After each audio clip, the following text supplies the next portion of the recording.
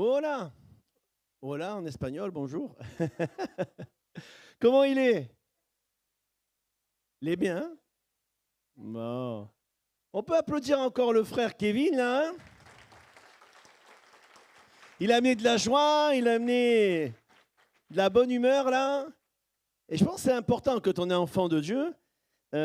Enthousiaste dans la parole de Dieu, ça veut dire en Dieu.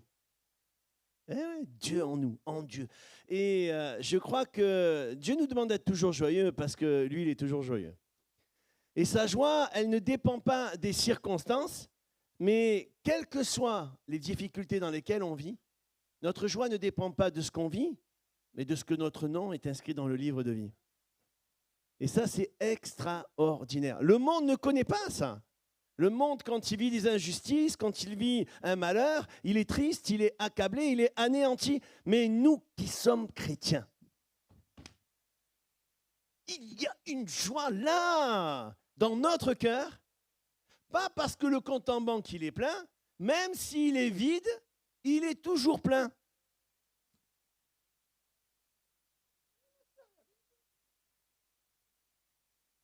La Bible dit qu'on a tout pleinement en Christ. Oui ou non? Ah, vous êtes avec moi là ou vous pensez déjà au rogaille saucisse de tout à l'heure là? Hein? Oui, on a tout pleinement en Christ. Alors, comme on dit à Marseille, chez nous, en fait, quand quelqu'un a de l'argent et qu'il il est bien, quoi, on dit il est blindé. Hein? Alors, en Christ, on est blindé. Amen. On est blindé, on a tout pleinement, on a une carte bleue, nos limites, illimitées. Voilà, quels que soient tes problèmes, quels que soient tes tracas, n'aura pas tes problèmes, n'aura pas tes tracas. Regarde à Jésus, que lui, il est toujours là. Amen. J'avais préparé un message d'évangélisation, parce qu'on m'avait dit qu'on va dehors, mais pendant que j'étais dans la voiture, le Seigneur il m'a dit qu'on va parler d'autre chose ce soir. On va parler un petit peu dans l'Ancien Testament. Vous savez, l'Ancien Testament, c'était l'ombre des choses à venir. Et au travers d'un texte dans le livre d'Exode, j'aimerais ce soir vous parler de la puissance du Saint-Esprit. J'aimerais vous parler d'un homme qui n'a pas toujours été, je dirais, comme Dieu le voulait, et pourtant, il était appelé de Dieu. Et pourtant, il était un homme choisi de Dieu. Il n'était pas n'importe qui, il était souverain sacrificateur. Il était le frère de Moïse, et son prénom, c'est Aaron. Et quelque part, on peut un peu s'identifier à lui parce qu'il a fait des bêtises. Hein? Et ce qui est important, on peut en faire tous des bêtises, hein, ça vous est jamais arrivé? Non, il n'y a que des gens qui ne font pas de bêtises ici. On apprend au travers de nos erreurs, moi j'ai beaucoup appris. J'en ai fait beaucoup d'erreurs. J'aurais préféré les éviter, mais l'être humain, il apprend comme ça aussi. Hein? Mais ce qui est important, ce n'est pas de les reproduire, mais qu'on puisse apprendre de nos erreurs. Aaron, au tout début, quand Moïse est en train de recevoir les 10 commandements, les tables de la loi, il est dans la montagne et pourtant ce peuple d'Israël a vu la gloire de Dieu, oui ou non? Ça fait 400 ans qu'ils sont en esclavage, ok? Et Dieu va les sortir de l'esclavage malgré que Pharaon est méchant, il veut les garder esclaves. Mais Pharaon est l'image du diable qui veut nous garder esclaves, qui veut nous tenir là sous son emprise, en nous faisant croire qu'on est des esclaves, qu'on ne s'en sortira jamais, qu'on est inutile, qu'on ne sert à rien. Mais on n'est pas inutile, on ne sert pas à rien, on n'est pas n'importe qui, on est enfant de Dieu. Quelqu'un peut dire Amen? Voilà, j'imaginais que vous allez dire Amen, Amen, Amen. Amen, ça ne veut pas dire donne-moi quelque chose. Hein. Mais Amen, c'est très fort le Amen. Hein. Il y a toute une prédication sur Amen. Ça veut dire je suis avec toi, mon frère. Qu'il en soit ainsi, fais-le, Seigneur.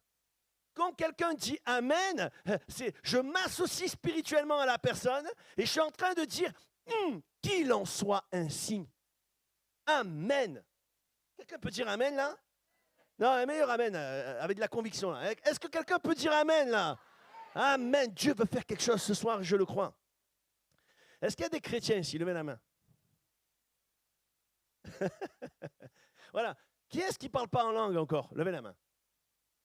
Ben, vous allez tous parler en langue dans quelques minutes. Écoutez bien le message. Hein? Parce que le parler en langue n'est pas donné à quelques personnes, il est donné à tous les croyants qui veulent le recevoir. OK? La Bible nous dit que, c'est quoi le parler en langue? Il dit, on va le voir après, hein? Mais 1 Corinthiens 14 nous dit que, en effet, celui qui parle en langue ne parle pas aux hommes, mais il parle à Dieu. Donc quand on parle à Dieu, on fait quoi? Eh oui, ma soeur, on prie. Vous me suivez là? Hein? Donc, c'est moi qui décide quand est-ce que je prie. Et je ne dois pas attendre d'être parfait pour prier. Je peux prier à n'importe quel moment. Dieu veut qu'on lui parle tout le temps. C'est pour ça que Paul, il dit qu'il prie sans cesse et qu'il parle en langue plus que tout le monde, parce que tout le temps, il a un désir de parler au Seigneur. Et ma prière ce soir, c'est que tu aies cette soif et ce désir de parler à Dieu et de t'attendre à ce que Dieu puisse te répondre. Est-ce que quelqu'un peut dire Amen? Amen. On va lire un texte dans l'Ancien Testament. Exode, chapitre 28. Exode 28, verset 31. Alors, Aaron, pendant que Moïse était sur la montagne en train de recevoir l'étape de la loi, le peuple s'impatiente. Il a vu la gloire de Dieu. Et des fois, on est un peu comme le peuple d'Israël, on s'impatiente. Oui, non? Bon. Et voilà qu'ils disent, voilà, Moïse, il ne va pas revenir, ça fait un bail qu'il est parti. On va faire un veau d'or et on va l'appeler Elohim, on va l'appeler Dieu. Et Moïse va arriver et il y aura une grande fête et ils sont là dans l'idolâtrie devant un veau d'or en train de se prosterner, de danser et de faire la fête. Alors ils disent que c'est ce veau d'or qui les a fait sortir d'Égypte. Donc Dieu n'est pas content, il est en colère. Moïse dit, mais c'est quoi cette affaire? Aaron, souverain sacrificateur, mais qu'est-ce que tu fais? Mon frère, ils m'ont donné de l'or. Je l'ai jeté et ça a fait un veau. Je suis à la place de Moïse. Oh mon frère, tu me prends pour un fou. Tu as pris l'or, comme ça tu l'as jeté, ça a fait un veau. Vous voyez, ça nous montre une chose, c'est que Aaron, quelques années avant, il était influençable et il ne connaissait pas du tout son identité. Et là, on va voir la robe d'Aaron. En fait, Dieu a donné un ordre, c'est que le souverain sacrificateur, il ait une robe spécifique, spéciale. Et il fallait que cette robe, elle soit faite comme Dieu avait demandé qu'elle soit faite. Vous êtes avec moi? Et si on ne faisait pas la robe comme Dieu le disait, c'était la mort. C'était la mort. Donc, pour que Aaron reste en vie, il fallait que Aaron fasse exactement ce que Dieu lui dit. Alors on lit ensemble. Tu feras une robe d'éphod entièrement d'étoffe bleue. Continue. Il y aura au milieu une ouverture pour la tête. Et cette ouverture aura tout autour un bord tissé, comme l'ouverture d'une cotte de maille, afin que la robe ne se déchire pas. Tu mettras autour de la bordure en bas des grenades de couleur bleue, pourpre et cramoisie, entremêlées de clochettes d'or. Une clochette et une grenade. Une clochette d'or et une grenade. Vous n'avez pas remarqué qu'il le dit 2 fois là? C'est comme les enfants, ça. Il faut le répéter plusieurs fois. Mets la table, va te coucher, va te coucher, va te coucher, va te coucher, va te coucher, va te coucher. Et viens, je vais te coucher, moi. Mais le Seigneur aussi, il répète plusieurs fois les choses pour nous convaincre et pour que ça rentre. Tu as compris, Aaron? Une clochette, une grenade. Une clochette et une grenade. Surtout le tour de la bordure de la robe. Aaron s'en revêtira pour faire le service. Tu veux me servir? C'est avec cette robe que tu vas me servir, mon poulet. Bon, il n'a pas dit mon poulet. Et quand il entrera dans le sanctuaire devant l'Éternel, et quand il en sortira, on entendra, vous lisez comme moi, le son des clochettes, et il ne mourra point. Amen. Vous l'avez bien compris? Oui? Seigneur, tu es là et je crois ce soir que tu veux parler. Je crois ce soir que tu veux te manifester. Tu veux amener la vie dans nos cœurs. Tu veux que le feu de ton esprit descende dans ce lieu, apporter délivrance et guérison dans les corps. Tu veux remplir et baptiser dans le Saint-Esprit.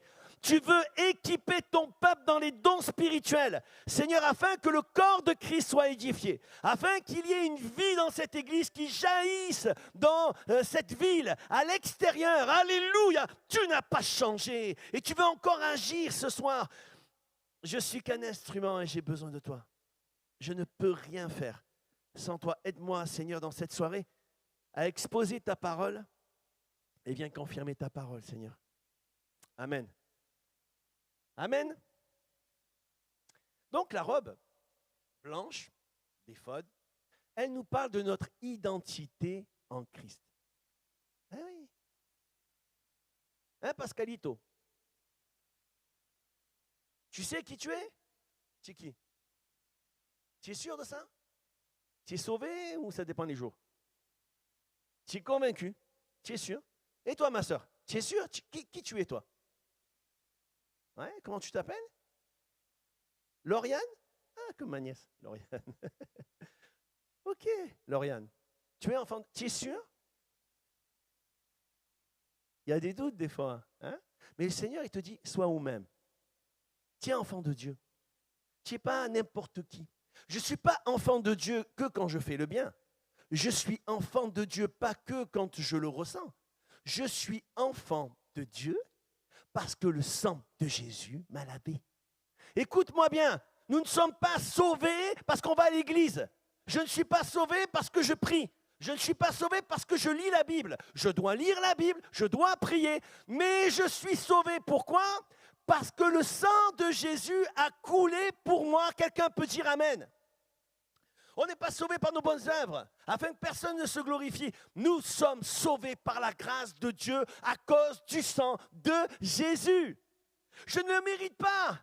Mais la foi est comme un bras, une main qui attrape. Et qu'est-ce que j'attrape? J'attrape le salut, j'attrape la grâce. Je ne le mérite pas, je suis perdu. Mais j'accepte d'aller au ciel. Il y a pire endroit quand même.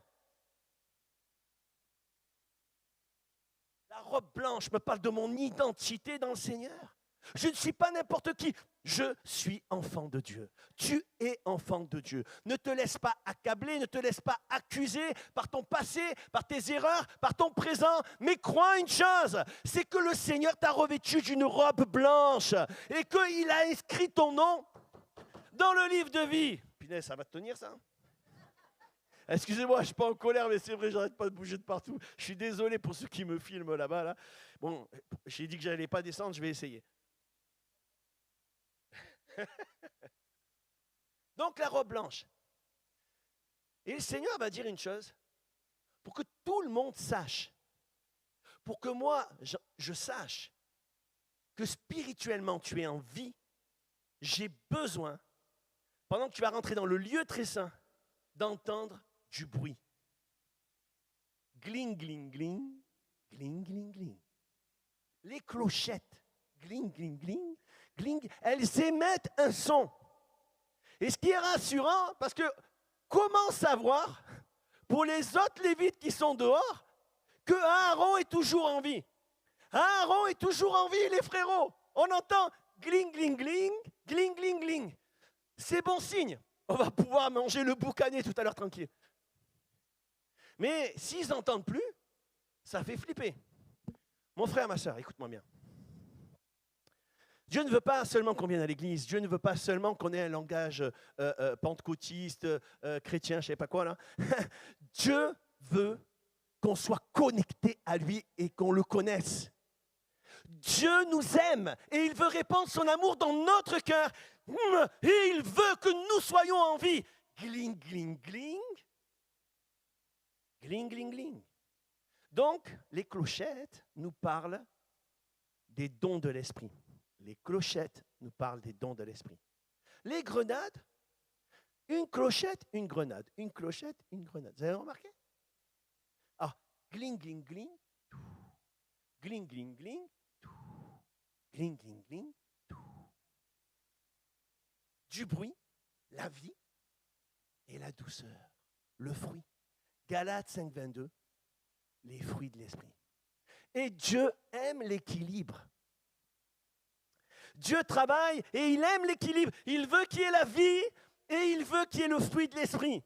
Il veut qu'il ait les dons de l'esprit et il veut qu'il ait le caractère. Hein? Parce que des fois, on peut être chrétien et râler un peu, non? Non, je sais que vous n'êtes pas comme ça ici. Hein? Moi, des fois, je me lève le matin et on dit chez nous, je marronne. Hein? Je râle.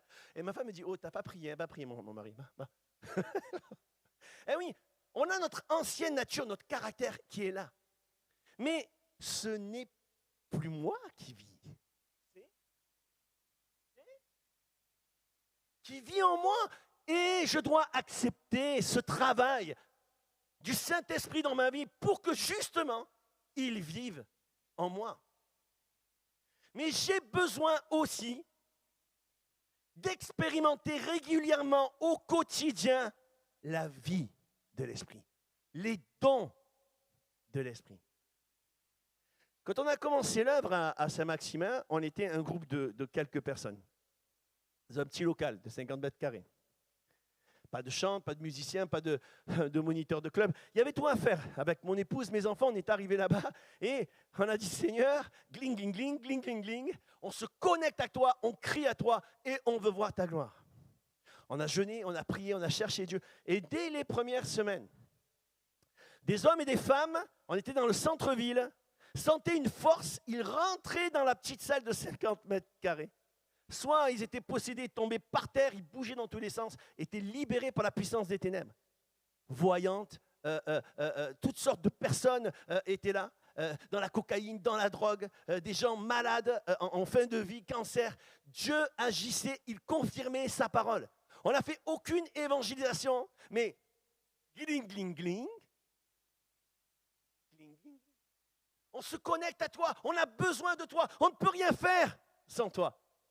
Il a parlé tout à l'heure de richesse. Si tu as tout et que tu n'as pas Jésus, tu es le plus pauvre de cette terre. Mais si tu n'as rien et que tu as Jésus, tu as tout, tu es blindé, tu as tout. Lauriane, elle me regarde, me dit, aïe, aïe, aïe, il va tomber. Parce que... Des hommes, des femmes se convertissaient, donnaient leur vie à Jésus. Et en quelques mois, dès la première année, ils ne savaient pas les sous pour me payer, l'Église est devenue autonome. Ça a été une grâce de Dieu. Les gens qui sont donnés à Jésus ne connaissaient pas du tout l'Évangile. Et du jour au lendemain, ils donnent leur vie au Seigneur. Ils sont délivrés de la cocaïne, ils sont délivrés de la drogue, ils sont délivrés de l'alcool, ils sont délivrés de la cigarette, ils sont délivrés, baptisés dans le Saint-Esprit. Ils marchent avec le Seigneur. C'est l'œuvre de Dieu, mes amis. Quand il y a l'œuvre du Saint-Esprit, il y a le gling, gling, gling, gling, gling, gling. Dieu nous montre un autre bâtiment. Et qui n'était pas accessible pour nous, on était 40 personnes. Et ce bâtiment, il faisait 1000 mètres carrés. Et écoutez, pas loin d'1,5 million.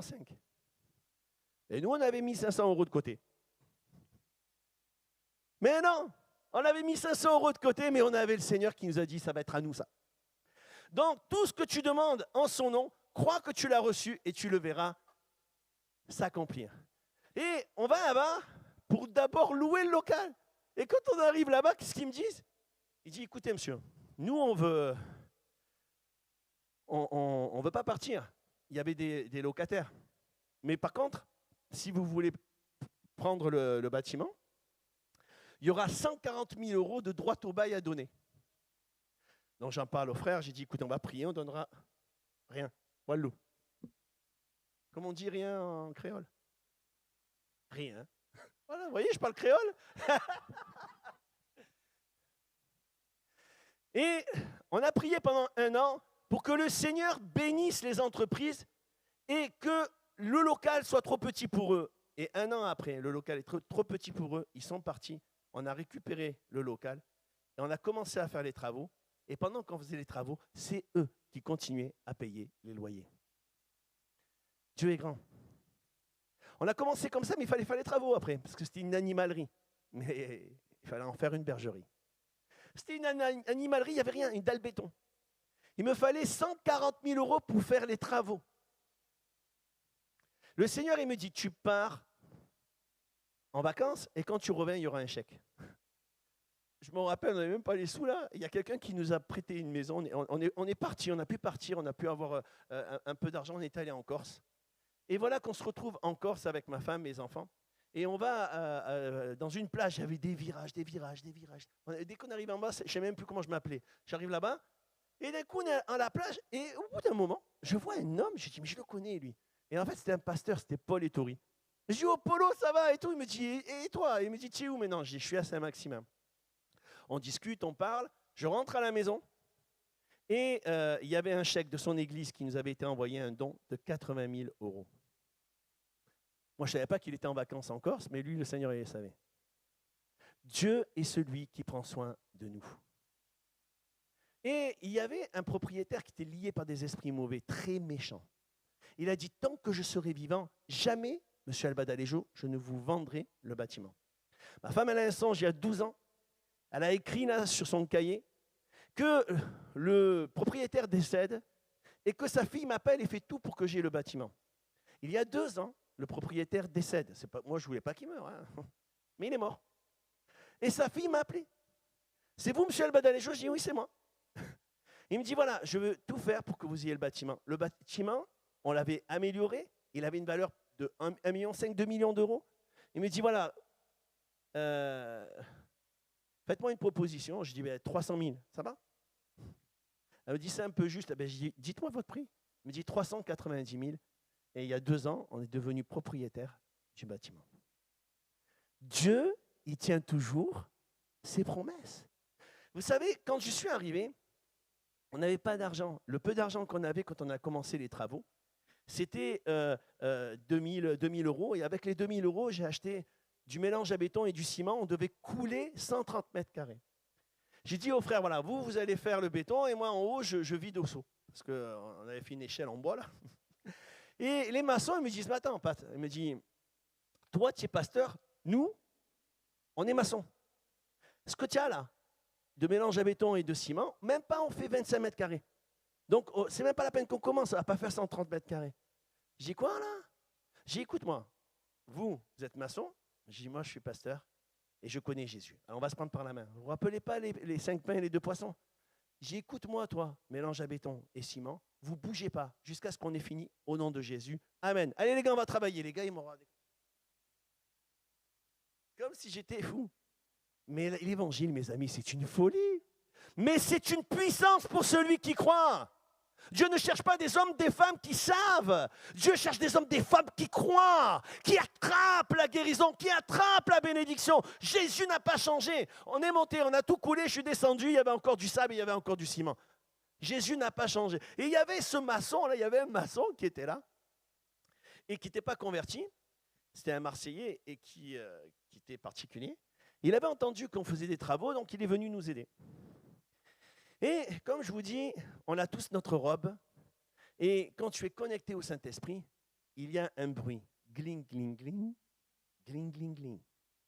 Et voilà que le Marseillais, là, c'était un pizzaiolo, maçon, il me dit, oh, écoute-moi, là, monsieur le pasteur, là, s'il y en a un qui me marche sur le carreau pendant que je suis en train de parler, moi, je ne suis pas chrétien comme vous. Hein. Je prends un marteau et je lui jette sur la tête.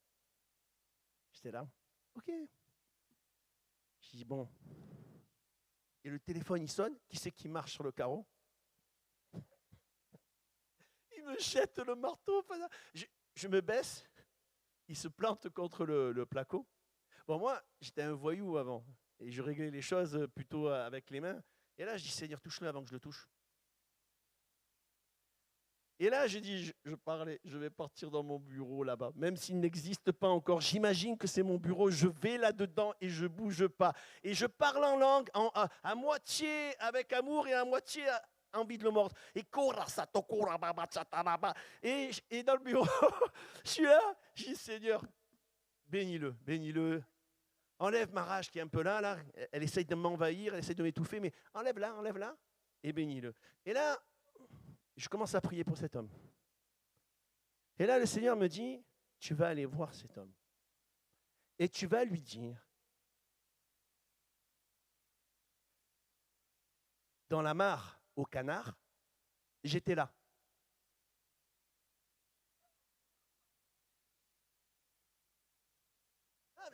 On demande à Dieu qu'il nous donne des paroles de connaissance, mais quand tu reçois un marteau sur la tête, quoi, tu l'évites, et que tu dois aller voir un homme et lui dire dans la mare, au canard, j'étais là, Mais du coup, tu réfléchis, tu vois, tu as le temps de te dire, Seigneur, ça vient vraiment de toi, ça, parce que si ça ne vient pas de toi, on va se battre avec le gars là-bas. Bon, bref, je ne me suis pas posé de questions. Et vous savez, Dieu ne veut pas qu'on se pose de questions. Écoute-moi bien ce que je vais dire.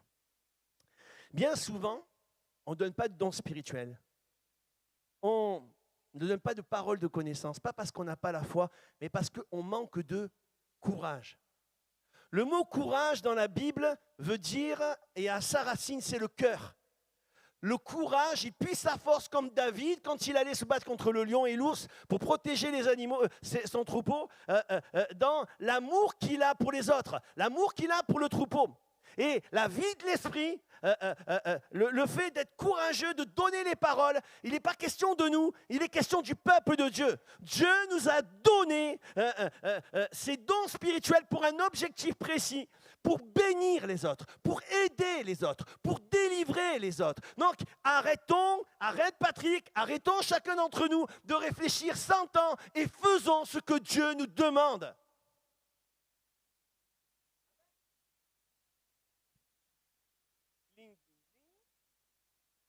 Gling, gling, gling. Alors, il faut que j'y aille. Hein. Alain, pardon, pasteur, excusez-moi, je suis sanguin. Je ne sais pas ce qui m'a pris là. Pardon, je regrette d'avoir fait ça. J'ai dit, écoute, j'ai prié le Seigneur et il m'a donné une parole pour toi. Et il est là avec ses yeux, mais écoute. Dans la mare au canard, j'étais là. Il tombe par terre et il pleure, il pleure. Ça aurait pu pleurer pendant un quart d'heure, 20 minutes. J'ai dit, mais qu'est-ce qu'il y a? Et il me raconte son histoire. Il me dit, pasteur, on est 7-8 à la maison. On a été tous placés à la DAS et avec mes frères et sœurs, on était dans un endroit où le soir, on nous donnait de la soupe avec une louche, là. Et c'était une grange à côté d'une mare au canard. Et un soir, j'étais tellement malheureux, je pleurais. Je suis sorti de la grange. Je suis allé devant la mare au canard. Et j'ai dit, mon Dieu, si tu es là, montre-moi un signe. Et j'ai vu un homme en blanc me tendre la main. J'ai toujours douté de ça. Mais maintenant, je sais qu'il a toujours été là. Cet homme, il s'est converti, il a donné sa vie à Jésus. Ça tenait à quoi que je donne cette parole? À pas grand-chose. Mais ça tient à quoi un réveil spirituel? Ça tient à quoi un miracle? Ça tient à quoi qu'une personne se convertit? À avoir du courage et à se mettre en marche. La vie de l'esprit, elle ne se fait pas sans effort. Mais gling, gling, gling, gling, gling, gling, c'est quand Aaron marche. Parce que s'il reste statique, il n'y a pas de clochette. Mais il faut qu'il marche. Et la vie de l'esprit, ça marche avec ma marche avec Dieu. Dans ma marche avec Dieu, je dois prier et dire au Seigneur, donne-moi aujourd'hui l'opportunité de parler de toi. Seigneur, donne-moi aujourd'hui de voir lorsqu'un homme, une femme souffre, elle ne peut pas marcher, elle ne peut plus boire, elle n'entend plus. Seigneur, je veux dire quelque chose. Viens à mon secours, je veux dire, je connais, je ne suis pas tout seul. Je suis venu avec quelqu'un, je connais quelqu'un qui s'appelle Jésus et il peut te guérir, madame. Il peut te guérir, monsieur. Il peut faire quelque chose pour toi. Est-ce que tu le crois? Dieu ne cherche pas des gens qui savent, mais des gens qui croient. Dieu ne cherche pas des gens qui savent, mais des gens qui se bougent. C'est à toi de le faire. Il y a une vie, il y a une vie, il y a une vie de l'esprit pour ceux et celles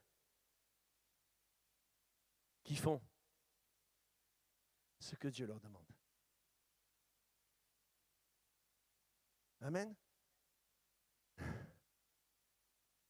y a quelques années, je pars pour prendre l'avion au Liban et pour aller au Liban et prendre l'avion. Et je suis à Marseille, à Marignane. Et là, au moment où je m'enregistre pour mon billet, il y avait un pasteur stagiaire que je connais, c'était son boulot. Il me dit, oh Pat, c'est toi? Je dis, ouais. Il me dit, qu'est-ce que tu fais? Je dis, je vais au Liban. Et pendant qu'il est en train de m'enregistrer là, le Seigneur, il me montre un homme de couleur noire, un Africain là, et il me parle. Et lui, il me parlait, bon, on est copains, c'est normal. J'attends 2 secondes, le Seigneur est en train de me parler. Mais lui, il croyait que je rigolais. J'ai dit, mais non, je ne rigole pas, je t'assure. J'ai dit, quand je reviendrai du Liban, je te raconterai.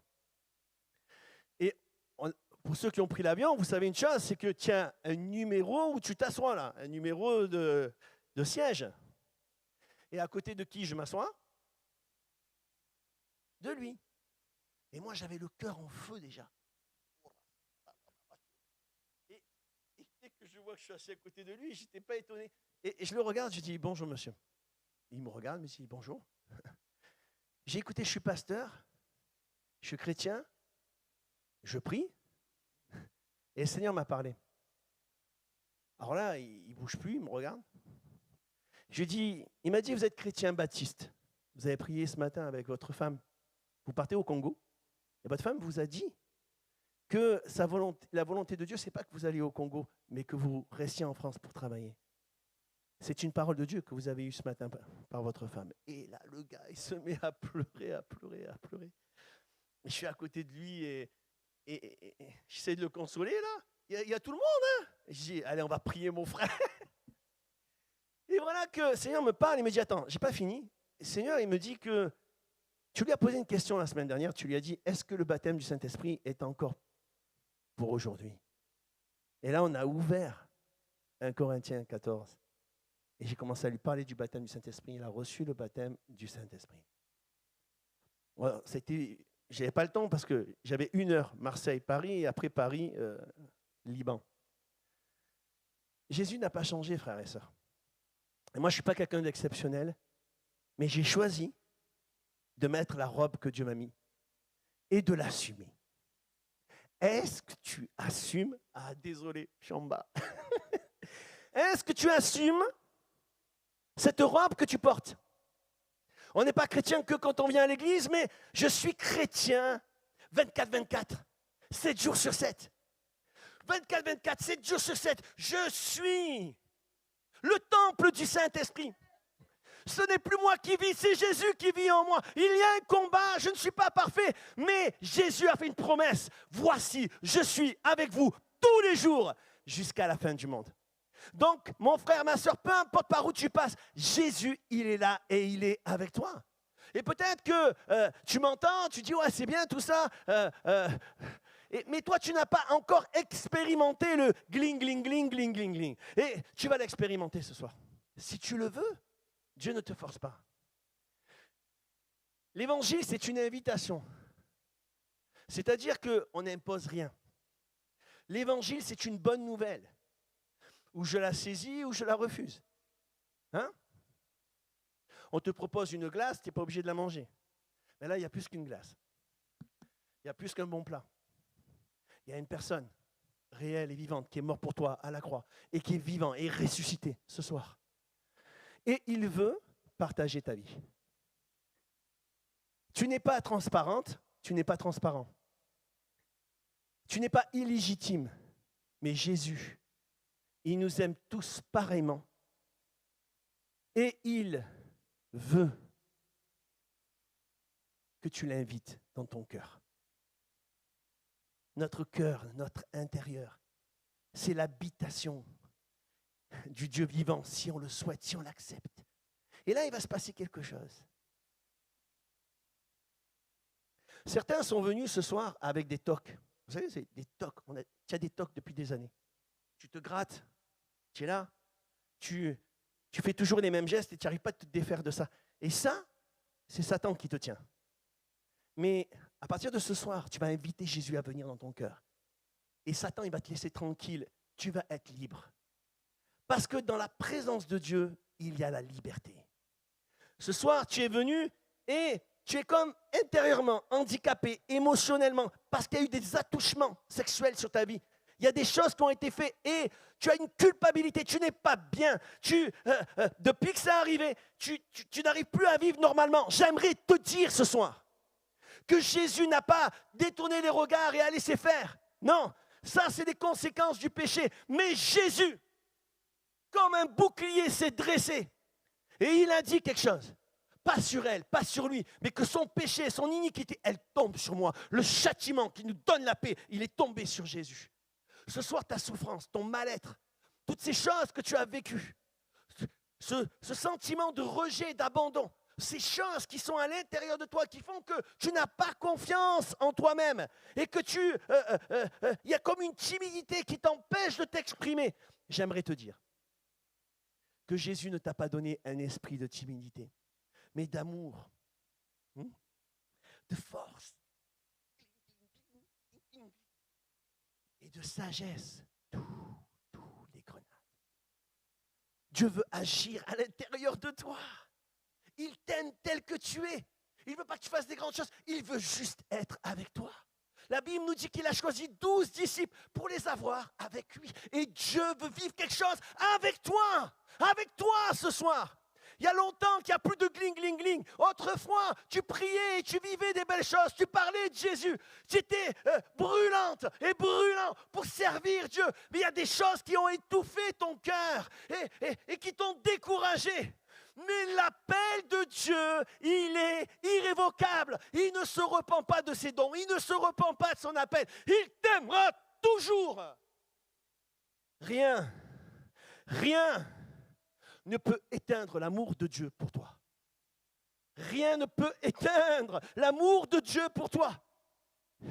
Ce n'est pas tout le bien que tu vas faire qui va faire que l'amour de Dieu augmente pour toi. Mais Dieu, il t'aime déjà parfaitement. Mais Satan vient tous les jours te dire, tu es une mauvaise chrétienne, tu es un mauvais chrétien. Regarde ce que tu fais, regarde ce que tu dis, regarde comme tu te comportes. Mais Jésus te dit, ne l'écoute pas.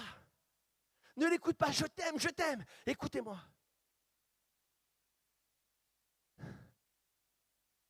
Si on ne fait pas les choses par peur, par crainte, c'est un devoir religieux. Mais par amour, c'est une relation avec le Seigneur. Le moteur de la vie chrétienne, c'est l'amour de Jésus répandu dans nos cœurs. Et quand cet amour est répandu dans nos cœurs, gling, gling, gling, les gens le voient. Ils voient quoi? Ils voient Jésus. Ils voient le pardon. Ils voient la patience. Ils voient la bonté. Ils voient l'amour. Ils voient la joie. Ils voient l'espérance.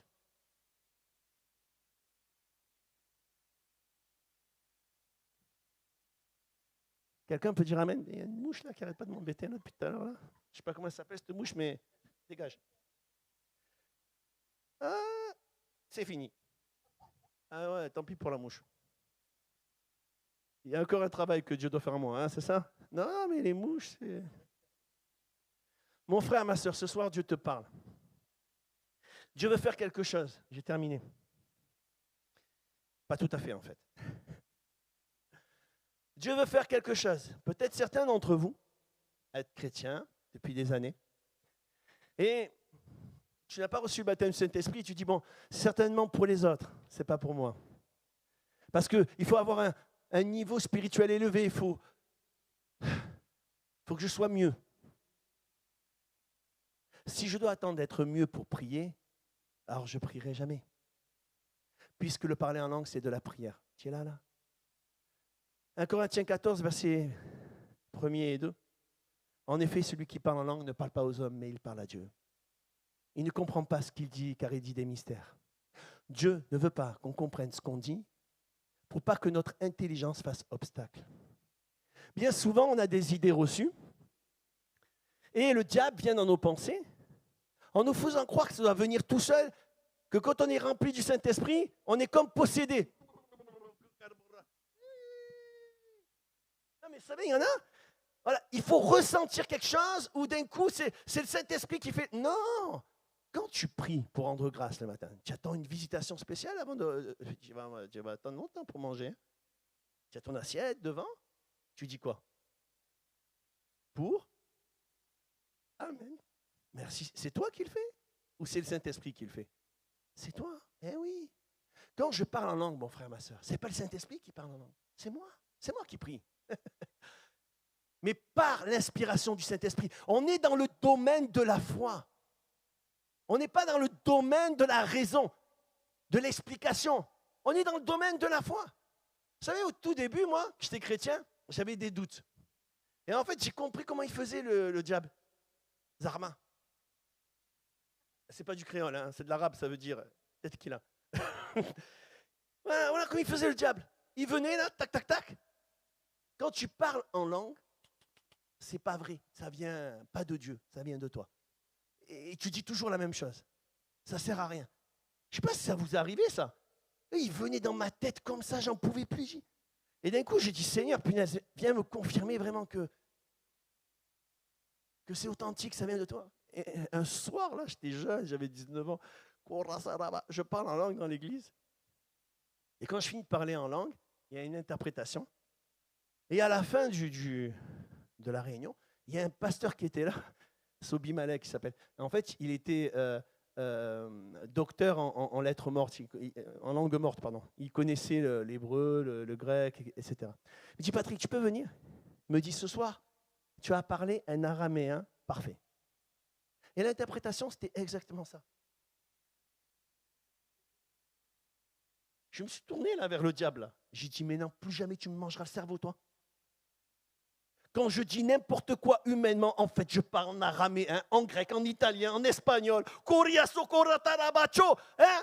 Mon frère, ma soeur, il se passe quelque chose quand tu parles en langue. Bien sûr que le diable ne veut pas que tu parles en langue, parce que demandez-vous, et le diable sait, et il veut t'empêcher de recevoir les bénédictions. Tu vas le laisser faire. Il veut t'empêcher, le diable veut empêcher Dieu de bénir ton épouse, ton époux, tes enfants, ta famille, tes amis. Tu veux le laisser faire. Quand tu es en train de prier, la prière est une connexion et une source d'inspiration. La prière, c'est que je me colle à Dieu, c'est un dialogue. Et pendant que je suis en train de parler en langue, Dieu est en train de m'inspirer, Dieu est en train de me renouveler, Dieu est en train de me fortifier. Vous êtes là? Vous êtes pressés, vous voulez rentrer? Allez, je finis. Il y a quelque temps, un homme est venu à l'église, ça faisait 40 ans qu'il était alcoolique. Et il était lié par des esprits mauvais. Et à la fin du culte, il me dit, pasteur, je ne suis pas bien. Est-ce que vous pouvez prier pour moi? Je dis oui. Il me dit, il y a ma nièce qui est venue avec moi, elle est musulmane. Est-ce qu'elle peut venir avec nous? Je dis bien sûr. Et je lui dis, monsieur, je vais prier une langue que vous ne connaissez pas. Et moi, dans ma tête, je dis, moi non plus, je ne la connais pas. Je vais prier dans une langue que vous ne connaissez pas. Mais juste vous dites au Seigneur, aide-moi, viens, secours-moi. Je parle en langue, une manifestation, le Seigneur, il le libère. Et quand je finis de prier, j'ai fait que prier en langue. La jeune femme, elle était en larmes. Et je dis, ça va? Elle me dit, monsieur, je ne savais pas que vous parliez ma langue. Je ne savais pas que vous parliez libanais. Moi non plus. Non, je n'ai pas dit ça. J'ai dit, ok. Qu'est-ce que j'ai dit? Mais vous avez prié pour mon oncle comme si c'était quelqu'un de votre famille, avec beaucoup d'affection. Vous avez menacé les esprits impurs et vous leur avez ordonné d'aller dans un lieu que Dieu a préparé d'avance pour eux. Alors, pendant que je parlais en langue, humainement parlant, je disais n'importe quoi, hein, mais pas spirituellement parlant. Cet homme, il a été délivré des esprits impurs. Cet homme, il a été délivré de l'alcool, 40 ans d'alcoolisme, 2 litres, 3 litres par jour, prostitution et compagnie. Mon frère, ma soeur, Jésus n'a pas changé. Le diable, il n'est pas content là maintenant, là. Il n'est pas content. Parce que maintenant, le Seigneur va équiper son peuple. Écoute-moi bien ce que je vais dire ce soir. Ceux et celles qui ne sont pas baptisés du Saint-Esprit, vous allez venir, vous allez le recevoir. Vous qui l'avez déjà reçu et qui avez des doutes et qui parlez peu en langue, pas beaucoup en langue, écoute-moi bien ce que je vais te dire. La prière, elle a différentes facettes. Je peux louer le Seigneur, je peux adorer le Seigneur, je peux intercéder, je peux être dans le combat spirituel. Ce sont des prières différentes. On est d'accord avec ça? C'est moi qui décide quand est-ce que je rends grâce à table. Oui ou non, Babi? Hein? Je prie le Seigneur que ce soir, je vais encore me régaler chez Babi et on va manger un bon repas, gloire à Dieu. C'est moi qui décide. Et quand tu parles en langue, tu peux changer de prière. Tu rentres en mode intercession, tu rentres en mode adoration, tu montes en mode louange. Et quand tu veux changer ton parler en langue, tu le fais toi-même par la foi.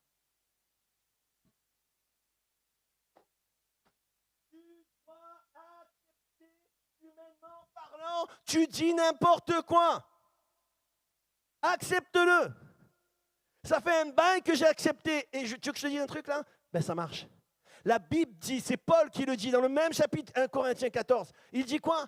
Il dit que quand tu parles en langue, ton intelligence demeure stérile. Ça veut dire tu penses à rien. Tu penses à rien. Moi, des fois, je suis chez le médecin, là, et dans ma tête, tu sais, des fois, tu vois des gars, ils sont un peu agités, là, tu les connais pas, mais tu sens qu'il est un peu agité. Tu vas pas à haute voix parler en langue, ils vont tous le prendre pour un fou. Mais tu peux chuchoter et parler en langue dans ta tête. Il se passe des choses. Alors ce soir, j'ai demandé... Ah, il n'y a pas de musicien. Il n'y a pas de musicien, c'est pas grave. Eh oui, musicienne, il y a ma fille. Allez, ma fille. Elle peut aller au piano, ma fille? Là? Vas-y, là. Allume le piano. C'est important, la musique. David jouait de la harpe et les démons, ils n'étaient pas tranquilles. Donc, maintenant, je vais déclarer une chose. Hein? Ce lieu, c'est le camp du Seigneur. Il n'y a pas de place pour les démons et pour l'ennemi de notre âme ici ce soir. Certains, vous êtes tenus par des angoisses, par des peurs. Tu n'arrives pas bien à dormir le soir. Tout ça est une activité démoniaque. Ça va s'arrêter ce soir parce que tu ne me remets pas ta vie entre tes mains, mais la vie entre les mains de Jésus. Alléluia! Ce soir, tu peux être délivré de tes angoisses, de ces démangeaisons, de ces choses que tu es en train de vivre. C'est une soirée de guérison et de délivrance parce que Jésus est là. Gling, gling, gling, gling, gling, gling. Je ne raconte pas des histoires ce soir, mais je raconte le Dieu qui a écrit l'histoire. Et il veut écrire l'histoire avec toi. Il veut écrire l'histoire avec toi. Il veut se manifester au travers de toi. Est-ce que tu le crois ce soir?